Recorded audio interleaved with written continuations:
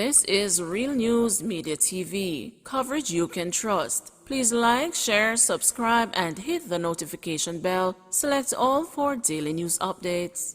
Good night, Real News Media TV family. Welcome back to the channel for another news update for November 21, 2022. And in the news tonight, teachers protest after parent fights VP at Ocheria's Primary.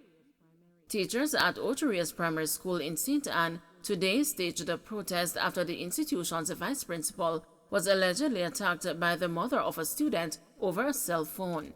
It is reported that a teacher seized the cell phone from the student who was using the device in class and took it to the vice principal. It is further reported that another student called the mother of the child to tell her what had transpired. It is reported that the mother then went to the school and allegedly engaged in a tussle with the vice principal to retrieve the cell phone. Following the encounter, disgruntled teachers then protested to register their condemnation of the incident. Seaford High suspends classes as teachers stage sit-in. Classes at the Seaford High School in St. Thomas have been suspended as teachers stage a sit-in. The teachers are reportedly protesting the non-payment of monies deducted from their salaries to the respective institutions. According to the teachers, the deductions are owed to banks, insurance entities, and other private organizations. They say the matter has been persisting for several months, and despite the promises from the ministry, the monies remain outstanding with no definite date for payments to be made. A teacher at the institution said the issue needs urgent attention. She warned that the teachers will continue their sit-in on Tuesday if some light is not shed on how the situation will be dealt with. We intend to continue our action into tomorrow if nothing is done, if we're not spoken to, if some light is not shed on how this situation will be dealt with.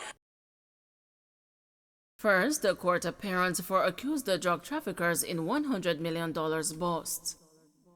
The 8 accused drug traffickers who allegedly tried to smuggle cocaine worth more than $100 million out of Jamaica on board a cruise ship earlier this month made their first court appearance today. The 7 United States nationals and 1 Jamaican appeared in the St. Anne Parish Court on charges of conspiracy, possession of, dealing in, and taking steps to export cocaine.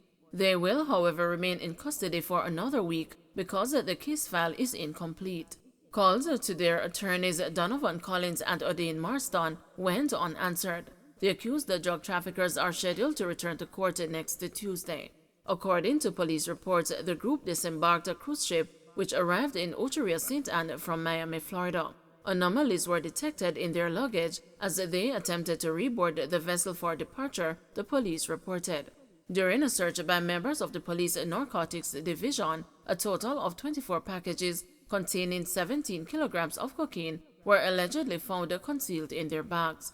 Investigators charged that they are part of a transnational drug trafficking syndicate. Firearm and ammo seized in Spanish Town, 4 arrested. The police in St. Catherine seized an illegal firearm and over 30 rounds of ammunition at a house in Gulf's Spanish Town on Sunday. The occupants of the house, 3 men and a woman, were arrested. Their identities are being withheld at this time. The police report that between 4 a.m. and 5 a.m., a joint police-military team conducted an operation in the community of Gulf. During the search of a house, a Smith & Wesson 9mm pistol and 37 9mm rounds of ammunition were found, according to the police. The occupants were taken into custody. The police are encouraging persons to share information about illegal guns, wanted men, and gang activities. Michael Hugh resigns as mayor of Morante Bay. Chairman of the St. Thomas Municipal Corporation and the mayor of Morante Bay, Michael Hugh, has resigned from the post of mayor. His resignation took effect at 5 o'clock Monday afternoon. Mr. Hugh's resignation has paved the way for the People's National Party's Hubert Williams, counsel for the White Horses Division, to become the next mayor and the chairman of the corporation. Mr. Hugh's resignation follows the death of Jamaica Labour Party councillor Len Worth Roll, which has shifted the balance of control of the St. Thomas Municipal Corporation. Mr. Rawls died in the United States on October 31. Holness to target foreign crime lords and the gangsters in Jamaican prisons.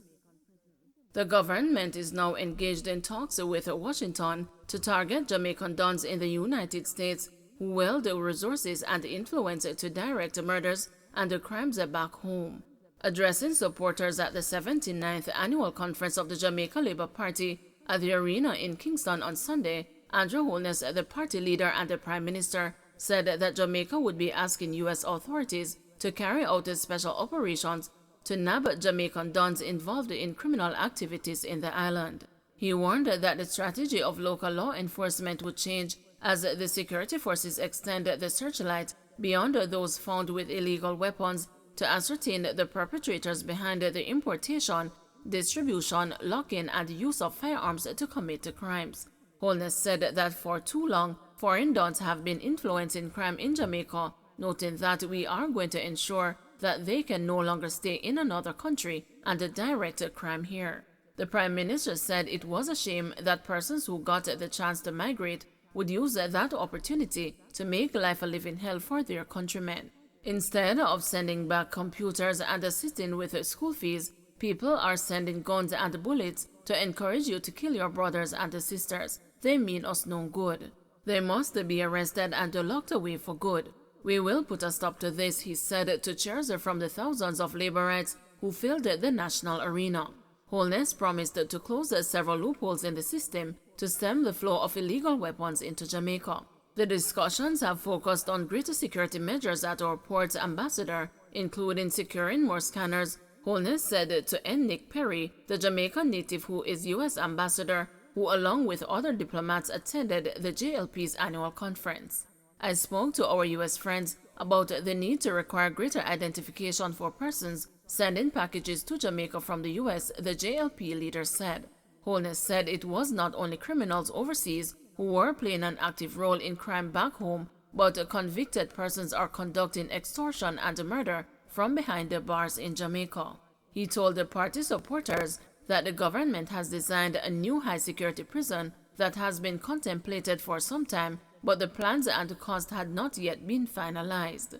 I have given instructions that a high-security facility with a communications dead spot be built as a project of strategic national interest. We will have a prison with a communication dead spot where we can put our high-risk criminals. We can put them in facilities where they cannot influence crime and murders outside of the prison, he told the audience. The Prime Minister said, however, that if the persons charged with guarding these high-risk criminals became involved in collusion, the problems would persist. Holness said that the government will introduce a new corrections bill that will impose custodial penalties on correctional officers who facilitate communication between prisoners and their cronies outside of the prison walls. Turning his attention to the much-touted Enhanced Security Measures Bill, Holness said that the proposed statute was at an advanced stage of drafting and would be introduced for debate in Gordon House in the 2023-2024 parliamentary year. Declaring that the bill will be a state of emergency for criminals, Holness said that the proposed law will have provisions for a watch list for criminals. It will have special orders for detention for criminals, he said, adding that the bill will also have the imposition of control orders on the activities of criminals.